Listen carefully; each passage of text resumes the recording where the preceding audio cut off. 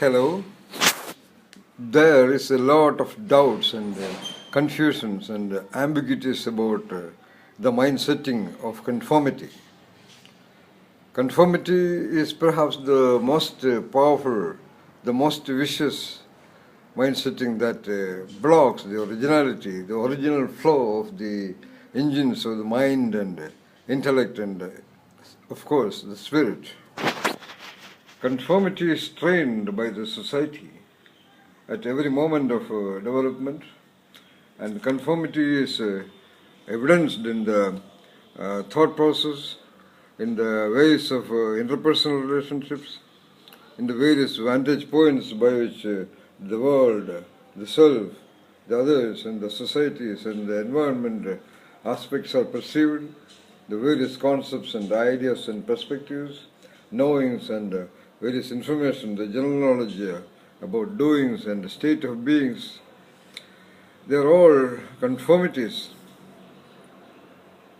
All the sensitivities and cognitions and perceptions are nothing but conformities, and they are all maintained or even sustained in the ongoing stream of consciousness. Why? Why? Because by constant activities of the routine life, the conforming stream of consciousness and its vantage points are maintained by reading newspapers, by watching TV, by talking to people around, and so on. There is nothing wrong about that, and such conformities about the details of the operating environment only enable survival and sustenance.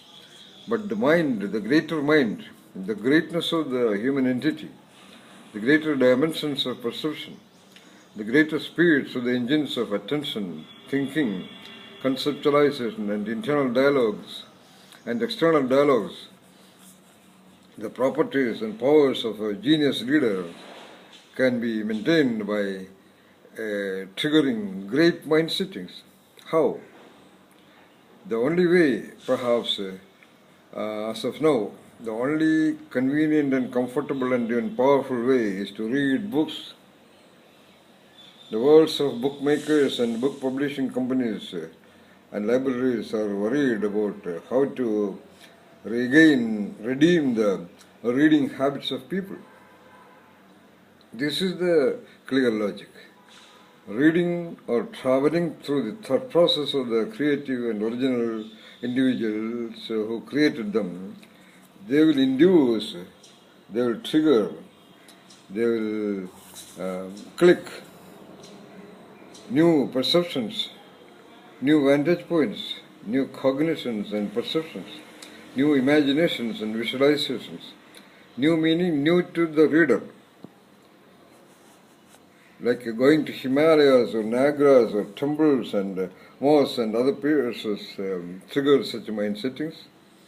These kind of ideas in great works, like for example the book Jonathan Livingston Seagull, or Illusions by Richard Bach, or various treatises on higher order perceptions, for example the Parables of Sin, or the book written by me named The Master Thief, they all can induce different levels of internal dialogues. That's the way the greatness of the mind can be sustained. That's the way conformity, the greatest block to originality, can be resolved. Then again, by reading, one can develop, one can discover even new insights, new originations of thoughts and perceptions and cognitions in one's own mind. By great reading, there can be great mind settings. Even the mind itself will evolve its originality, its creativity, and it can enable much more possibilities of even enlightenment and satori. These discoveries and searches are possible by reading, real reading by reflecting upon what is read and reflectingly reading, or reading and seeing the originals of what is being read.